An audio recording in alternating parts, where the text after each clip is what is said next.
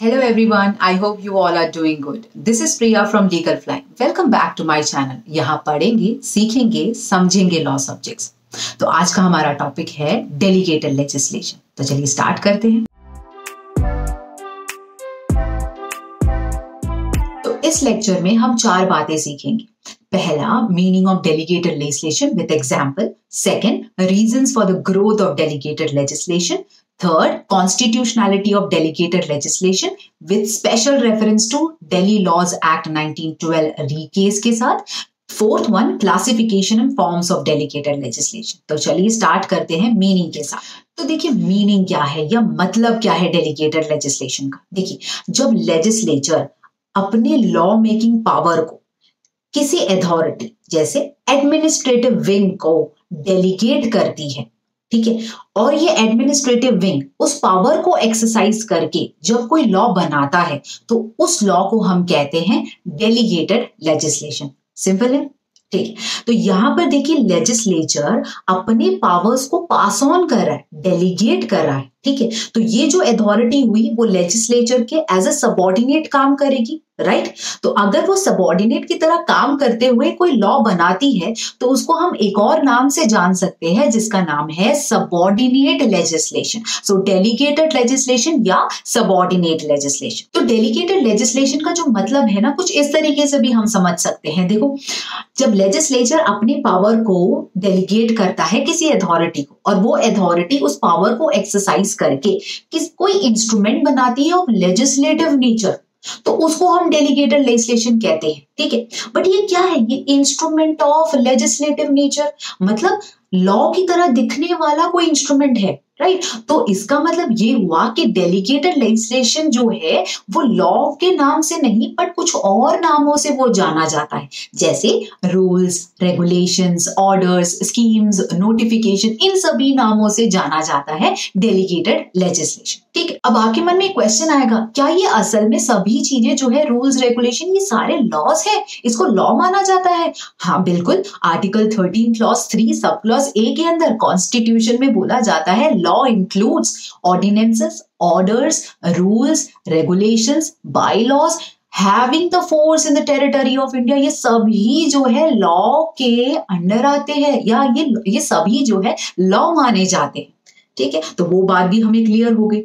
अब देखो, इस डेलीगेटेड लेजिस्लेशन को ना सैलमन ने भी डिफाइन किया था। हाँ बिल्कुल, जूरिस्प्रूडेंस के सैलमन ने। वो कहते हैं डेलीगेटेड लेजिस्लेशन का मतलब होता है एक ऐसा लेजिस्लेशन जो कि एक अथॉरिटी से आता है, अथॉरिटी बनाती है, बट वो अथॉरिटी सुप्रीम पावर नहीं है। मतलब क्या है? लेजिस्लेचर नहीं है बट कोई और अथॉरिटी है जो उसको बनाती है, पहली बात। और वो दूसरा क्या कह रहे हैं? कहते हैं कि therefore dependent for its continued existence and validity on some superior और सुप्रीम अथॉरिटी। इसका क्या मतलब हुआ? देखिए, जैसे फॉर एग्जांपल आपकी मम्मा जो है सोचिए कुछ बना रहे हैं, ठीक है, तो आपको कहते हैं देखो मैं खाना बना देती हूँ और खाना बनाने के बाद ना आपकी ड्यूटी है कि आप सभी को वो खाना सर्व करें। तो मेन काम कौन करे? आपकी मम्मा करे, राइट। और आपको थोड़ी पावर्स जो उनकी थी, उन्होंने जो बेसिकली थोड़ी सी आपको डेलीगेट कर दी और बोला कि सर्व करने का काम जो है वो आपका है, ठीक है। तो आपका ये काम करना या ना करना, इसका वैलिडिटी या नहीं, ये सब कुछ जो है वो किस पे डिपेंड करता है? आपके मम्मा पे डिपेंड करता है। तो वैसे ही जब लेजिस्लेचर वो पावर जो है किसी अथॉरिटी को दे देती है तो उसका कंटिन्यूड एग्जिस्टेंस, उसका वैलिडिटी, ये सब कुछ डिपेंड करता है ये सुप्रीम या सोवरेन अथॉरिटी के ऊपर, मतलब लेजिस्लेचर के ऊपर। सिंपल हो गई बात। सैलमन ने जो बोला वो भी हमें समझ आ गया। अब देखिए, इस डेलीगेटेड लेजिस्लेशन को ना 2 तरीके से यूज किया जाता है, इस वर्ड को। तो जब अथॉरिटी उस पावर को एक्सरसाइज करती है ना, जो पावर उसको लेजिस्लेचर ने दी है, तो वो पावर को एक्सरसाइज करती है और कोई रूल रेगुलेशन बनाती है, तो वो जो पावर को एक्सरसाइज करती है उसको भी हम डेलीगेटेड लेजिस्लेशन कहते हैं। एंड उस पावर को एक्सरसाइज करके जो आउटकम आता है, ये रूल्स, रेगुलेशंस, बायलॉज, ये जो आउटकम निकलता है, रिजल्ट जो आता है ना, उसको भी हम डेलीगेटेड लेजिस्लेशन कहते हैं, ठीक है। एक्सरसाइज करना उस पावर को, उसको भी डेलीगेटेड लेजिस्लेशन, उसका जो आउटकम है उसको भी डेलीगेटेड लेजिस्लेशन कहते हैं। तो आई होप आपको मतलब तो समझ आ गया। अब कुछ एग्जांपल देख लेते हैं, जैसे कि एनवायरमेंट प्रोटेक्शन एक्ट 1986। नाउ इस एक्ट के अंदर सेंट्रल गवर्नमेंट को पावर दी है कि वो रूल्स बना सकते हैं जिसके थ्रू इस एक्ट को जो है इफेक्टिवली जो है इंप्लीमेंट करा जाएगा या इफेक्ट में आएगा, तो उसके लिए आप रूल्स बना सकते हैं। ऐसी पावर जो है सेंट्रल गवर्नमेंट को दी है। तो उसी पावर को एक्सरसाइज करते हुए देखिए इस एग्जांपल में उन्होंने उस पावर को एक्सरसाइज करते हुए एनवायरमेंट प्रोटेक्शन रूल्स 1986 बनाया। तो यहाँ पर डिपार्टमेंट भी क्लियरली दिखा हुआ है, आप देख सकते हैं एग्जांपल में, ठीक है। Okay, now second example, income tax act 1961 के अंदर central board of direct taxes को ये पावर दी है कि वो under the control of central government के वो कुछ रूल्स बना सकती है इस एक्ट को अच्छे तरह से इंप्लीमेंट करने के लिए या इसको अच्छे तरीके से इफेक्ट में लाने के लिए, ठीक है। तो वहां पे भी देखिए सीबीडीटी को पावर दे दी गई है कि वो रूल्स बना सके। अगेन ये सब क्या है, डेलीगेटेड लेजिस्लेशन ही तो है। अच्छा एक और एग्जांपल देख लेते हैं, जैसे कि एसेंशियल कमोडिटीज एक्ट 1955। नाउ इस एक्ट के अंदर सेंट्रल गवर्नमेंट को ये पावर दी है अंडर सेक्शन 3 कि वो किसी भी तरीके का जो एसेंशियल कमोडिटी है ना उससे रिलेटेड एक ऑर्डर पास कर सकते हैं। कैसा ऑर्डर, उस एसेंशियल कमोडिटी के सप्लाई, डिस्ट्रीब्यूशन, प्रोडक्शन से रिलेटेड कुछ रेगुलेशन या प्रोहिबिशन लाने के लिए ना एक ऑर्डर पास कर सकते हैं, ऐसी पावर दी। साथ में उनको पावर दी है सेक्शन 2A क्लॉज 2 के अंदर कि सेंट्रल गवर्नमेंट को कभी लगता है कि कोई कमोडिटी ना कोई एसेंशियल कमोडिटी है तो उसको जो है इस एक्ट के शेड्यूल के अंदर ऐड कर सकते हैं, ठीक है। ऐसी पावर भी दी है। अगर चाहिए तो वो रिमूव भी कर सकते हैं, ऐसी पावर भी दी गई है। तो यहां पर ध्यान दीजिए कि इस एक्ट के अंदर क्या वर्ड यूज हुआ है, सेंट्रल गवर्नमेंट को पावर दी है under section 3 to make order. अब ऑर्डर क्या है, डेलीगेटेड लेजिस्लेशन, राइट। तो देखिए सेंट्रल गवर्नमेंट ने उस पावर को एक्सरसाइज करते हुए 13 मार्च 2020 में एक ऑर्डर पास करा for regulating the supply, distribution, production of mask and hand sanitiser, और इसको एसेंशियल कमोडिटी डिक्लेयर कर दिया फ्रॉम 13 मार्च 2020 से लेकर 30 जून 2020 तक। सिंपल है। तो ये ऑर्डर पास करा, ये ऑर्डर क्या है, डेलीगेटेड लेजिस्लेशन है, डिपार्टमेंट भी यहाँ पे मेंशन्ड है, ठीक है। अब आप समझ गए, एग्जाम्पल के साथ समझ गए कि डेलीगेटेड लेजिस्लेशन क्या है। यहां से पावर यहां को डेलीगेट हुई और ये पावर ये अथॉरिटी एक्सरसाइज करती है और कोई रूल्स, रेगुलेशंस, नोटिफिकेशंस बनाती है तो उसको हम कहते हैं डेलीगेटेड लेजिस्लेशन। सिंपल है बात, ठीक है। तो चलिए आगे बढ़ते हैं, reasons for the growth of delegated legislation. क्या रीजन रहे होंगे या क्या रीजन है इस डेलीगेटेड लेजिस्लेशन की इतने ज्यादा ग्रो होने के, राइट। तो वो देखते हैं। यहाँ पे फर्स्ट वन है प्रेशर अपॉन पार्लियामेंट्री टाइम। देखिए पार्लियामेंट में जितने भी और लेजिस्लेचर में जितने भी लोग हैं उन सभी के पास बहुत ज्यादा काम होता है, लाइक क्योंकि इंडिया में जितने भी कॉन्सेप्ट्स होते हैं, जितने भी मैटर्स होते हैं, उन सभी के ऊपर उनको लॉज बनाना होता है, राइट। तो उनके पास बहुत ज्यादा बर्डन है, वो ऑलरेडी ओवरबर्डन है और वो 365 डेज और 24/7 भी वो बैठ जाएं तो इतने सारे लॉज और उसके माइन्यूट डिटेल्स के साथ उसको डिस्कस करके एक परफेक्ट लॉ लेके आना फॉर द मॉडर्न गवर्नमेंट वो बहुत डिफिकल्ट हो जाता है। तो इसीलिए उन्होंने अपने पावर्स जो है दूसरे अथॉरिटी, एडमिनिस्ट्रेटिव विंग को जो है डेलीगेट कर दिए हैं एंड वो विंग जो है बेसिकली लॉज, रूल्स, रेगुलेशंस बनाता है। अब नेक्स्ट पॉइंट है टेक्निकलिटी। देखिए लेजिस्लेचर जो है हर सब्जेक्ट मैटर के ऊपर लॉ पास करता है, राइट। बट कुछ ऐसे सब्जेक्ट होते हैं जिसके अंदर टेक्निकल स्किल्स की भी जरूरत पड़ती है और जरूरी नहीं कि लेजिस्लेचर में जो लोग हैं उनके पास वो स्किल्स हो, क्योंकि हम भी इंडिविजुअल है, वो भी तो इंडिविजुअल्स है, राइट। तो यहाँ पर उनको एक्सपर्ट्स की जरूरत पड़ती है जो कि प्रोफेशनल होंगे उस पर्टिकुलर फील्ड में। तो उस टाइम पे भी हम ये कह सकते हैं डेलीगेट किया जाता है पावर एंड इस रीजन के कारण भी, टेक्निकलिटी रीजन के कारण भी डेलीगेटेड लेजिस्लेशन का ग्रोथ हुआ। थर्ड है फ्लेक्सिबिलिटी। देखिए लॉ मेकिंग जो प्रोसीजर होता है वो काफी बड़ा होता है, राइट, लंबा प्रोसेस होता है। जैसे एक हाउस में वो बात उसकी डिस्कशन होती है, 3 रीडिंग होते हैं, दूसरे हाउस में जाता है, फिर प्रेसिडेंट के पास जाता है, फिर एसेंट होता है, फिर वो लॉ बनता है, राइट। और जब वो लॉ बना रहे होते हैं तो काफी ज्यादा फ्यूचर तक सोचते हैं क्या क्या सिचुएशंस आ सकते हैं एंड उस सारे सिचुएशंस को जो है वो बेसिकली लॉ में डालते चले जाते हैं, बट वो भी इंसान है, कितना को दूर तक वो सोच सकते हैं। अब जो कोई नया सिचुएशन आता है तब वो अमेंडमेंट करते हैं लॉ के अंदर। अब अमेंडमेंट भी लंबा प्रोसेस है, राइट। बट अगर ये पावर जो है बेसिकली लॉ मेकिंग पावर जो है बेसिकली हम एडमिनिस्ट्रेटिव विंग को दे देते हैं, वो जल्दी से जल्दी जो है रूल्स रेगुलेशंस बना देते हैं। और अगर उनको कोई पावर दे देते हैं कि भाई इस लॉ के अंदर देखो एक नया एडिशन आया है, आप इसको बेसिकली एक ऑर्डर पास करके इसको ऐड कर सकते हैं। अब जो एडमिनिस्ट्रेटिव विंग जैसे काम करती है उनको इतने सारे प्रोसीजर्स फॉलो करने की जरूरत नहीं पड़ती। उनकी वहां पे जो भी काम होता है ना थोड़ा फ्लेक्सिबल तरीके से होता है। जैसे हमने एग्जांपल देखा था एसेंशियल कमोडिटीज एक्ट के अंदर, अगर गवर्नमेंट को लगता है कि कोई कमोडिटी एसेंशियल है तो उसको वो शेड्यूल के अंदर ऐड कर सकते हैं। अब अगर यही काम लेजिस्लेचर को दे तो कितने महीने लग जाएंगे उसको काम खत्म करने में, राइट। तो इसलिए वो फ्लेक्सिबिलिटी के कारण डेलीगेटेड लेजिस्लेशन ग्रो हुआ। नेक्स्ट पॉइंट है एक्सपेरिमेंट। देखिए एक्सपेरिमेंट का स्कोप जो है वो एडमिनिस्ट्रेटिव विंग के पास है। बहुत ज्यादा तरीके के एक्सपेरिमेंट्स वो कर सकते हैं, जैसे कि दिल्ली में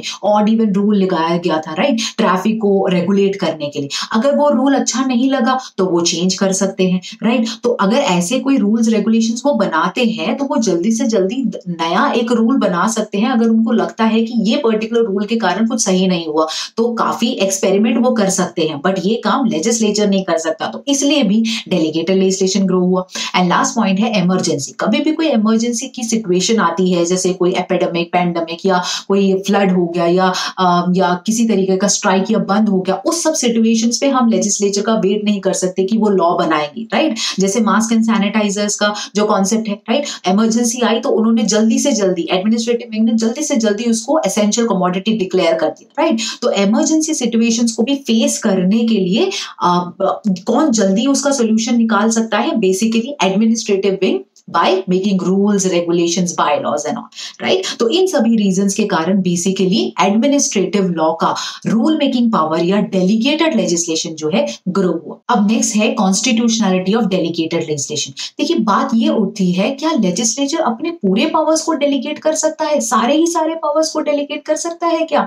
या ये जो delegated legislation है उसकी क्या constitutionality है, क्या validity है? या कोई जो constitution है क्या वो कोई permissible limit उसने सेट करी है कि इस लिमिट के अंदर खड़े होकर लेजिस्लेचर जो है वैलिडली अपने पावर्स को डेलीगेट कर सकता है? कोई परमिसिबल लिमिट है कॉन्स्टिट्यूशन में? ऐसे कुछ चीज है? तो उस चीज को समझने के लिए हमें दिल्ली लॉज एक्ट 1912 ये वाला केस देखना होगा। यहाँ पे बेसिकली प्रेसिडेंट ने एक रेफरेंस दी थी सुप्रीम कोर्ट को उनकी ओपिनियन पूछते हुए 3 एक्ट के बारे में, 3 एक्ट के कॉन्स्टिट्यूशनलिटी के बारे में। तो पहला एक्ट है दिल्ली लॉज एक्ट 1912, उसका section 7, then section 2 of Ajmer Merwara extension of laws act 1947 and third है section 2 of the part C states laws act 1950। अब इन 3 स्टैट्यूट्स के एक एक सेक्शंस के बारे में ओपिनियन जान रहे थे प्रेसिडेंट सुप्रीम कोर्ट की ओर से। तो उन्होंने देखा कि इस एक्ट के अंदर और इस सेक्शन के अंदर क्या बातें करी गई है। देखो पहले एक्ट के अंदर प्रोविंशियल गवर्नमेंट को पावर दे दी गई थी कि कोई भी जो लॉ अदर जो एरियाज ऑफ ब्रिटिश इंडिया में एप्लीकेबल है वो लॉ जो है वो प्रोविंशियल गवर्नमेंट दिल्ली एरिया में भी अप्लाई कर सकता है विद एनी मॉडिफिकेशन और रिस्ट्रिक्शन जो उनको सही लगे। पहली ये बात। दूसरे स्टैट्यूट के अंदर भी कुछ सिमिलर बात थी। उसमें ये कहा गया था कि जो भी लॉज अदर प्रोविंसेस में लगे हुए या अप्लाई हुए हैं या एग्जिस्टिंग है उस लॉ को जो है इस एरिया में अजमेर मेरवारा एरिया में जो है अप्लाई कर सकता है government with any modification and any kind of restrictions। Third statute में भी यही ऐसी ही बात हुई थी। उसमें ये कहा गया था कि जो भी लॉज है जो पार्ट ए स्टेट्स में एप्लीकेबल है, राइट, अप्लाई करे जाते हैं, एग्जिस्टेंस में है, तो वो लॉ जो है पार्ट सी स्टेट्स में भी लगाए जा सकते हैं by the central government with any modification and restriction as they deem fit, जैसे उनको सही लगता है। साथ ही साथ उस सेक्शन में ये पावर भी दे दी गई थी कि कोई करस्पॉन्डिंग लॉ हो जो एग्जिस्टिंग हो ना उसको रिपील या अमेंड करने का पावर भी सेंट्रल गवर्नमेंट को दे दिया। अब जब सुप्रीम कोर्ट इन सब मैटर को, जब पूरे एंटायर सब्जेक्ट मैटर को देख रही थी तो कोर्ट ने बहुत ही बारीकियों के साथ इसको परखा या इसको समझा, और कोर्ट कहते क्या है, कोर्ट ने ये कहा, देखो सबसे पहली बात जो है हमें कुछ चीजें समझनी है, ये है कि हमारे कंट्री में doctrine of separation of powers जो है स्ट्रिक्टली अप्लाई नहीं किया जाता है, और वो हमारे कॉन्स्टिट्यूशन का पार्ट नहीं है, राइट। पहली तो बात ये हुई। अगर सेपरेशन ऑफ पावर हमारे कॉन्स्टिट्यूशन का पार्ट नहीं है, इसका मतलब क्या हुआ, इसका मतलब ये हुआ कि एक ऑर्गन जो है दूसरे ऑर्गन के साथ इंटर रिलेटेड करके काम कर सकता है, राइट। मतलब लेजिस्लेचर जो है अपने पावर्स को डेलीगेट कर सकता है, सेपरेशन ऑफ पावर्स हुआ तो डेलीगेट नहीं कर पाएगा, राइट। तो कोर्ट ने इटसेल्फ ये कह दिया कि यहाँ पर सेपरेशन ऑफ पावर्स जो है वो इंडियन कॉन्स्टिट्यूशन का पार्ट नहीं है, मतलब डेलीगेशन हो सकता है, पहली बात। तो सेकंड बात कोर्ट ने ये बोली कि जो हमारा पार्लियामेंट है वो किसी का एजेंट नहीं है, कि जैसे किसी और अथॉरिटी ने उसको पावर दे रखी है और अब वो अपने पावर्स को किसी और को डेलीगेट नहीं कर सकता। जो कॉन्सेप्ट है ना, delegatus non potest delegate, that is a delegated authority cannot further delegate, ये कॉन्सेप्ट जो है यहाँ पर अप्लाई नहीं होता है, क्योंकि कॉन्स्टिट्यूशन ने पावर दे रखी है पार्लियामेंट को कि आप लॉज बनाओ, राइट। तो यहाँ पर पावर्स जो है वो डेलीगेट कर सकता है, there is no kind of ऐसा रिस्ट्रिक्शन नहीं रखा कि आप डेलीगेट नहीं कर सकते, कर सकते हैं। तो ये बात हो गई। और थर्ड बात ये बोली कि पार्लियामेंट को अपनी पावर्स इस तरीके से डेलीगेट नहीं करनी चाहिए कि वो एक पैरेलल लेजिस्लेटिव बॉडी खड़ी कर दे, ठीक है। तो पूरी पावर्स वो डेलीगेट नहीं कर सकता है एडमिनिस्ट्रेटिव विंग को, कि वो एक पैरेलल लेजिस्लेटिव बॉडी ही खड़ी हो जाए, सिमिलर टाइप ऑफ बॉडी, वो नहीं कर सकता है। फोर्थ उन्होंने ये बोला कि पावर ऑफ जो डेलीगेशन होता है वो एक सबऑर्डिनेट पावर है। लेजिस्लेचर का प्राइमरी फंक्शन है लॉ बनाना, ठीक है। अब उसके बाद उसका एक सेकेंडरी फंक्शन क्या है कि वो डेलीगेट कर सकता है पावर्स को, ठीक है, वो उसका सेकेंडरी फंक्शन। देन उसके बाद कोर्ट ने बोला कि क्या लिमिटेशन है उनके डेलीगेशन करने पे, क्या लिमिटेशन लगाई गई है, वो ये लिमिटेशन है कि वो अपने एसेंशियल लेजिस्लेटिव फंक्शंस को डेलीगेट नहीं कर सकते हैं। जो एसेंशियल लेजिस्लेटिव फंक्शंस होती है ना, जैसे कि to make policies of law and then converting it into और enacting it into binding rules of conduct, ये जो कॉन्सेप्ट जो एसेंशियल लेजिस्लेटिव फंक्शंस है ना, वो लेजिस्लेचर किसी को भी डेलीगेट नहीं कर सकता है। तो इन सब पॉइंट्स को बोलते हुए कोर्ट ने ये बोला कि जो भी ये 3 स्टैट्यूट है ना, ये वैलिड तो है, बट जो थर्ड स्टैट्यूट है उसके अंदर जो एक पार्ट है ना, दैट इज पावर दे रखी है सेंट्रल गवर्नमेंट को टू रिपील और to amend any corresponding law, वो गलत है, क्योंकि वो एसेंशियल लेजिस्लेटिव फंक्शन है। और ये जो पावर दे दी गई है ना सेंट्रल गवर्नमेंट को उस एक्ट के अंदर, वो एक्सेसिव डेलीगेशन है, ऐसा कोर्ट ने कहा। तो इन सभी पॉइंट्स को रखते हुए हमें ये समझ आता है कोर्ट क्या कहने की कोशिश कर रहा है। कोर्ट कह रहा है, देखिए सबसे पहली बात, डेलीगेशन जो है वैलिड है, डेलीगेट कर सकता है पार्लियामेंट अपने पावर्स को। क्यों? क्योंकि वो आजकल एक नेसेसिटी बन गई है, गवर्नमेंट का जो फंक्शंस पावर्स है वो बहुत ज्यादा बढ़ गए हैं, तो इसके कारण डेलीगेशन तो ठीक है, वो चलता है, वो सही है, पहली बात ये बोली। सेकंड ये बोला, बट डेलीगेट करने का जो पावर है वो अनलिमिटेड पावर नहीं है, सेकंड ये बोला। थर्ड ये बोला, क्या लिमिटेशन है, एसेंशियल लेजिस्लेटिव फंक्शंस जो है किसी भी हालत में किसी को भी डेलीगेट नहीं करी जा सकती बाय द लेजिस्लेचर। तो इस केस को समझते हुए हमें ये बात, 2 बातें तो समझ आ गई। एक बात तो ये समझ आई कि एसेंशियल लेजिस्लेटिव फंक्शन डेलीगेट नहीं कर सकते, और एक और बात ये समझ आई कि एक्सेसिव डेलीगेशन अनकॉन्स्टिट्यूशनल है, राइट। तो जरा एक्सेसिव डेलीगेशन के बारे में बात कर लेते हैं। देखिए एक्सेसिव डेलीगेशन हमें समझ आ गया है कि वो अनकॉन्स्टिट्यूशनल, लेजिस्लेचर एक्सेसिव डेलीगेशन नहीं कर सकता है, राइट। तो हम किस तरीके से समझेंगे कि एक्सेसिव डेलीगेशन हुआ है बाय द लेजिस्लेचर, किस तरीके से समझेंगे, ये इस तरीके से, पहला तरीका ये है उसका समझने का, ये देखेंगे कि लेजिस्लेचर ने कहीं अपनी एसेंशियल लेजिस्लेटिव फंक्शन तो नहीं डेलीगेट कर दी, उस वे में हम समझ सकते हैं कि एक्सेसिव डेलीगेशन हुई है या नहीं हुई है। और उसके साथ साथ इस पर्टिकुलर केस में, that is Saint John's Teacher Training Institute versus National Council for Teachers Education 2003 की, तो इस केस में बोला गया कि कभी भी कोई क्वेश्चन उठता है ना कि weather a legislation or a law is suffering from excessive delegation, तो उसके लिए हमें 4 बातें देखनी होगी। पहला, the scheme of the law, subject matter of the law, then provisions of the law, together with preamble में क्या बात बोली गई है वो भी देखनी होगी। And the fourth one is क्या सर्कमस्टेंसेस थे, क्या फैक्ट्स थे जिसके बेसिस पे ये स्टैट्यूट जो है पास किया गया था या एनैक्ट किया गया था। तो इन चार चीजों को ध्यान में रखते हुए हमें समझना होगा क्या एक्सेसिव डेलीगेशन हुआ है या नहीं हुआ है। साथ में एसेंशियल लेजिस्लेटिव फंक्शंस उसको डेलीगेट नहीं कर सकते, अगर कर दी तो वो एक्सेसिव डेलीगेशन मानी जाए। तो इस Saint John's Teacher Training Institute case में कोर्ट ने दो और बातें बोली। एक तो ये बोला कि क्या है जो परमिटेड है, मतलब लेजिस्लेचर क्या डेलीगेट कर सकता है, ओनली एंसिलरी और सबऑर्डिनेट लेजिस्लेटिव फंक्शंस को डेलीगेट कर सकता है। मतलब पॉलिसी बनाना या उसको बाइंडिंग रूल ऑफ कॉन्डक्ट में कन्वर्ट करना, एनैक्ट करना, वो लेजिस्लेचर का काम होगा। But filling up the details जो है वो बेसिकली डेलीगेट किया जा सकता है टू द एग्जीक्यूटिव। साथ ही साथ ये बोला कि जो भी रूल्स वो बनाते हैं, एडमिनिस्ट्रेटिव विंग, अथॉरिटीज, एजेंसी जो बनाती है, वो रूल्स बेसिकली लेजिस्लेचर के लॉ का जो भी प्रोविजन होता है ना उसको सपोर्ट करने के लिए बनाया जाता है, ना कि सप्लांट करने के लिए, उसको रिप्लेस करने के लिए नहीं बनाया जाता है। ठीक है, तो ये सारी बातें जो है कोर्ट ने हमें समझा दी about excessive delegation as well as constitutionality of delegated legislation. अब चलते हैं नेक्स्ट सब टॉपिक की ओर, एंड वो है क्लासिफिकेशन और फॉर्म्स ऑफ डेलीगेटेड लेजिस्लेशन। अब हमें इसमें समझना है कि कितने तरीके से डेलीगेटेड लेजिस्लेशन जो है क्लासिफाइड है। तो पहला है टाइटल बेस्ड क्लासिफिकेशन। नाउ इसमें नाम के बेसिस में जो है हमने डेलीगेटेड लेजिस्लेशन को क्लासिफाई किया है, जैसे rules, regulations, by laws, orders, notifications, directions, ये सभी जो है नाम है। तो टाइटल बेस्ड क्लासिफिकेशन हो गई। ठीक है, रूल्स का एग्जांपल तो आपको समझ आ गया। देन उसके बाद बाय लॉज बेसिकली ऐसे लॉज, ऐसे रूल्स जो कि सेमी गवर्नमेंटल अथॉरिटीज बनाती है। देन स्कीम्स कह सकते हैं। स्कीम्स क्या है, बेसिकली कोई भी ऐसा प्लान या कोई भी ऐसा फ्रेमवर्क जो गवर्नमेंट बनाती है और जिसके अंदर डिटेल एडमिनिस्ट्रेटिव प्रोसेस जो है लिखा होता है और उसके अकॉर्डिंग वो प्रोसीड करती है। Like for example mid day meal scheme, तो ये स्कीम बेसिकली आता है नेशनल फूड सिक्योरिटी एक्ट के अंदर। तो बेसिकली गवर्नमेंट ने ये बनाया, ये स्कीम बनाया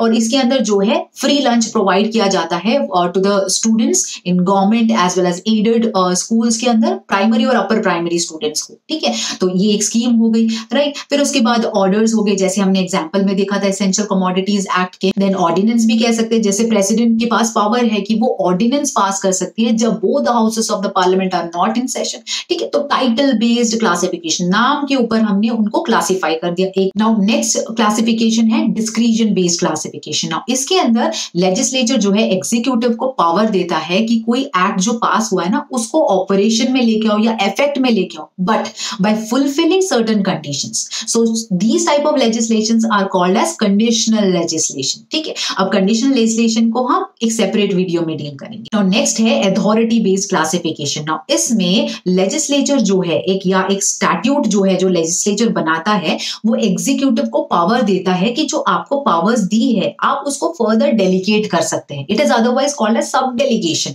तो इसके बेसिस में भी एक क्लासिफिकेशन है, that is authority based classification. अब सब डेलीगेशन के ऊपर भी एक सेपरेट वीडियो आएगी, आप वो जरूर देखना। Now fourth one is nature based classification. Now ये क्लासिफिकेशन बेसिकली बेस्ड है on the basis of nature, क्या है उस पावर का जो एग्जीक्यूटिव को दी है, या एक्सटेंट क्या है उस पावर का, उसके बेसिस पे classification. Now the committee on the ministers power, basically उन्होंने इस क्लासिफिकेशन को दो तरीके से डिवाइड करा है, एक है नॉर्मल एंड एक है एक्सेप्शनल डेलीगेशन। नाउ नॉर्मल को वो दो तरीके से और डिवाइड करते हैं, positive and negative. Now positive के अंदर limits of the delegation are clearly defined, मतलब एक लिमिट है और उसके अंदर आपको जो भी पावर्स दिए हैं ना वो सारे पावर्स एग्जीक्यूटिव जो है एक्सरसाइज कर सकता है। अब नेगेटिव क्या है कि पावर तो डेलीगेट कर दी है एग्जीक्यूटिव को, बट कुछ चीजें करने की पावर्स जो है उनको नहीं दी है, तो नहीं दी है इसलिए उसको नेगेटिव कहा गया है। ठीक है, नाउ नेक्स्ट है एक्सेप्शनल डेलीगेशन। देखिए इसके अंदर कुछ ऐसे तरीके की पावर्स, मतलब जैसे फॉर एग्जांपल कुछ वाइड डिस्क्रिशनरी पावर्स दे रखी है एग्जीक्यूटिव विंग को और हम पता नहीं लगा पा रहे हैं कि कितने एक्सटेंट तक उनको पावर दिया, कोई लिमिट ही नहीं है उस पावर की, इतनी ज्यादा पावर्स दे रखी है, तो उसको हम एक्सेप्शनल डेलीगेशन कह सकते हैं। या तो कुछ ऐसे पावर जिसके थ्रू एग्जीक्यूटिव जो है रूल्स या रेगुलेशंस बना सकता है एंड वो रूल्स एंड रेगुलेशंस जो है ना कभी भी किसी भी कोर्ट के सामने क्वेश्चनेबल नहीं होंगे, तो इसको भी हम एक्सेप्शनल डेलीगेशन कह सकते हैं। एक्सेप्शनल डेलीगेशन को ना बेसिकली हेनरी एट क्लॉज भी कहा जाता है, क्योंकि हेनरी एट बेसिकली इंग्लैंड के एक किंग थे जिनके पास एब्सोल्यूट पावर्स हुआ करते थे। तो हम हेनरी एट क्लॉज कब बोलते हैं? जब हमें ये दिखाना होता है कि वहां पर ना एग्जीक्यूटिव ऑटोक्रेसी चल रही है, एब्सोल्यूट पावर्स एग्जीक्यूटिव के पास, तब हम हेनरी VIII क्लॉज जो है उसको नाम देते हैं। जैसे कि पावर दी थी ना वाइड डिस्क्रिशन वाली, लिमिट ही नहीं है, तो उसको हम हेनरी VIII क्लॉज कह सकते हैं, ठीक है।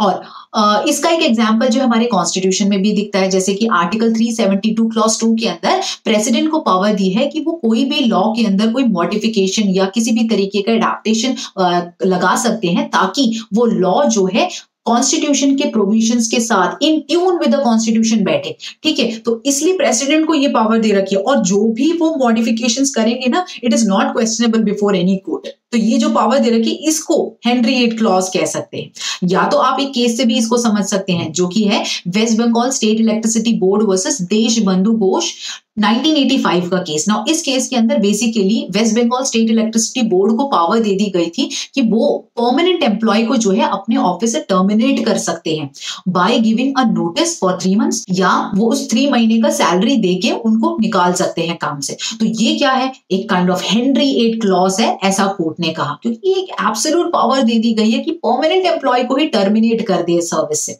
तो देखिए, इसको हम कहते हैं एक्सेप्शनल डेलीगेशन, ठीक है। तो आई होप आपको क्लासिफिकेशन और फॉर्म्स भी आपको समझ आ गए। तो इन सभी बातों को समझकर हम एक कंक्लूजन ये दे सकते हैं कि हमें पता है जो स्टेट है उसके पावर्स, फंक्शंस, ड्यूटीज, रिस्पॉन्सिबिलिटीज जो है काफी हद तक इंक्रीज हो चुके हैं, एंड लेजिस्लेचर खुद भी ओवरबर्डन हो चुके हैं, तभी तो वो डेलीगेट करते हैं अपनी law making power executive wing को, राइट। तो ये जो डेलीगेटेड लेजिस्लेशन जो है आजकल एक नेसेसिटी बन गया है और रिक्वायरमेंट ऑफ द डे बन गया है। तो let it function for the welfare of the people, but function तो करे, ठीक है, बट साथ साथ हम उसके ऊपर एक कंट्रोल रखेंगे। कौन कंट्रोल रखेगा? पार्लियामेंट भी एंड जुडिशरी, ठीक है। आई होप आपको ये लेक्चर पसंद आया होगा, एंड चारों सब टॉपिक्स जो हमने समझे हैं डेलीगेटेड लेजिस्लेशन के अंदर, सब कुछ आपको क्लियर हो गया होगा। अगर आपको ये पसंद आया हो तो आप प्लीज लाइक कीजिए एंड मेरे चैनल को सब्सक्राइब कीजिए। So see you soon next video, bye bye.